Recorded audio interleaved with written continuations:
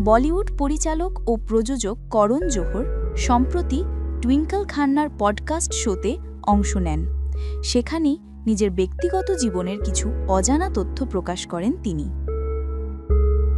শোয়ের একটি মজার খেলায় করণকে বলা হয়, এমন দুটি বিষয় বলতে হবে যার একটি সত্যি এবং অন্যটি মিথ্যা।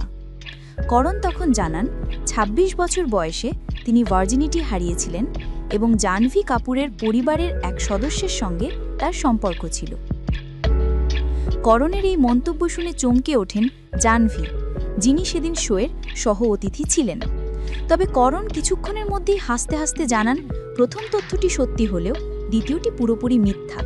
খেলার নিয়মের খাতিরেই এমনটা বলেছেন তিনি। এ সময় স্বস্তির হাসি ফুটে ওঠে জাহ্নবীর মুখে। করণ ও জাহ্নবীর সম্পর্ক বরাবরই বন্ধুত্বপূর্ণ। করণের প্রযোজনায় বলিউডে অভিষেক হয়েছিল জাহ্নবীর। সম্প্রতি করণের হোমবাউন্ড ছবিতেও অভিনয় করেছেন তিনি।